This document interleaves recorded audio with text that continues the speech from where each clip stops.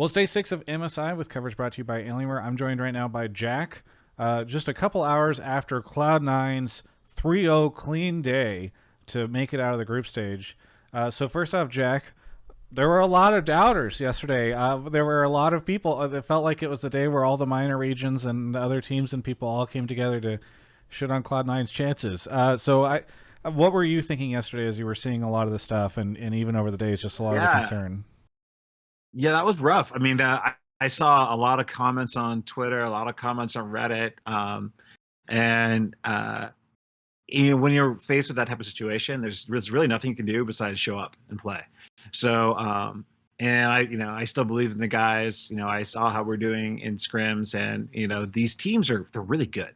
And so I knew that it wasn't going to be a walk in the park, but I still felt confident that we could do well as long as we showed up and didn't end in the first few minutes. We're gonna have a good showing, and we pulled that off. So it felt really good to be able to, you know, show that we're actually a good team and that we have a right to be moving on.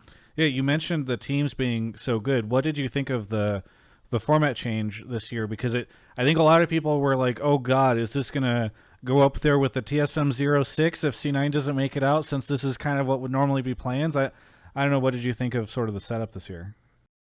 Not gonna lie, when we're we had 2 games 0-2, I was like, oh God, this is really familiar. I don't, I don't like where things are going here.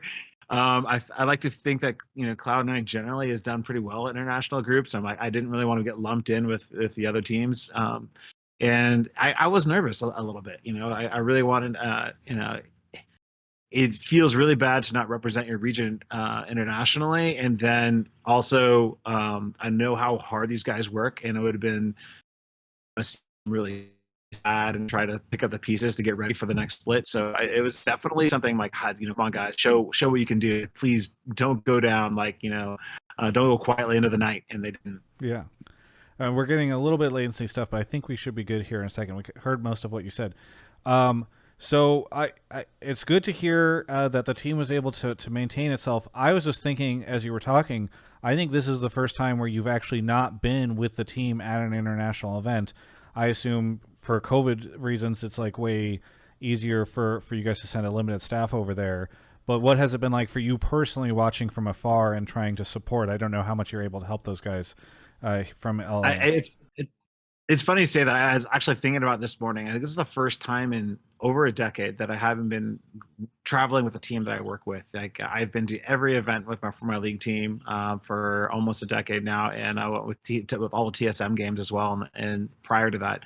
So it feels. I definitely feel a bit more I mean, obviously, I feel more disconnected than I usually do.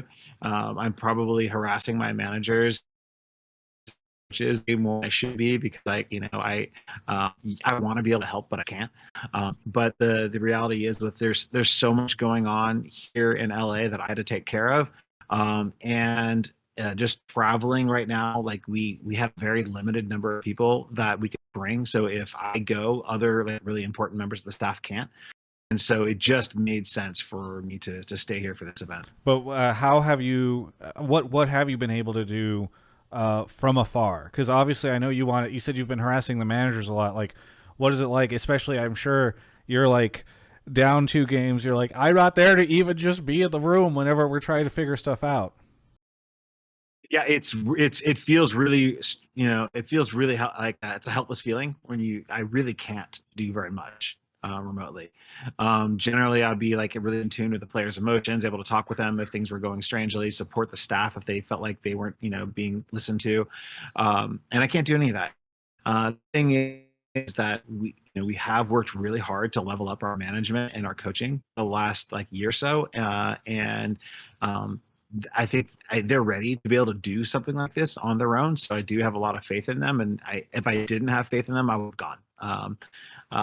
So honestly, what I can do now, not much. It really was the preparation to get these to able to go on their own and supporting them the last year or so. What we're seeing is kind of the we're basically I'm reaping the benefits of all the work that I put in for the last year or so. Yeah, I gotcha. Well, what can you tell me about what took place between the games that transpired last week versus what happened today, because obviously it feels like the C9 that we saw today was very different. So I don't know if you can speak to anything that happened, or if it was literally just like some of the scrims and some of the coaching conversations, just incremental changes here and there that helped it, or if there was anything big. No, I am watching every scrim. I'm participating like in staff meetings and such, so I do have a pretty good pulse on that. Um, the reality is like we, as a region, we're farther back in patches than any other teams that are there. We're on 11.5 going through our playoffs, and none of the other teams were that had that much of a gap. And um, the, I almost think that the concern of how much we might be behind was a bit overblown, and it caused us to question what was strong and what wasn't strong more than we probably should have. But what I think we're seeing is that we're seeing more comfort and more confidence in the picks that we're picking that are good, and that confidence is translating to better gameplay. And I think that interestingly enough, like historically, I've always felt like the faster we could get the games in was better for Cloud9, because we would usually go to the regions early. We would be like one of the hardest, like earliest teams there, trying to understand the meta really fast. This year we didn't have any type of advantages on that. All the teams arrived at the same time, but we were like patches behind. So we've just felt really just behind everybody, and there was a lot of pressure on that. But what's happened is like, hey, actually a lot of things that we were strong at are still strong, and that's giving us more confidence. And as each day goes on, I think we're going to see a stronger and stronger Cloud9. And so actually with the next game not being until Friday, I think we're going to get even stronger from here to there. Obviously, like, that doesn't just keep scaling that way. We're not going to get stronger and stronger and snowball like that. But at least like there won't be this feeling of a gap of understanding of the current meta. And I think you're going to see by Friday a very confident Cloud9. Yeah. I mean, I was going to ask about that, because it does feel like the team has been kind of figuring stuff out and looking better. How confident are you that they're going to be able to ride the momentum? Because it feels like a 3-0 day should be able to really help them. If there were any concerns about confidence or any issues, hopefully this is the type of thing that can get them back on the right path. Yeah, I think they're going to be feeling really good going into these next couple of days of scrims. And I think that, I mean, it was kind of crazy when I was looking, oh my God, they're going to be RNG and Mad Lions day one. But the thing is, you look at teams that are left, they're all really good. Yeah. There was no like really easy schedule. We're all going to play each other 2 times. So, it's even field for everybody.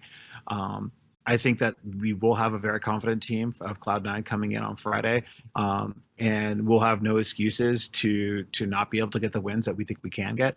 And I think we're going to do well. I think we're going to get out of this Rumble stage. Well, I'm excited to see it. I know a lot of North American fans are excited as well. Is there anything that you want to say to any of the fans, or even any of the folks who said like, I don't think C9 is going to make it out, or any of the doubt that we saw recently?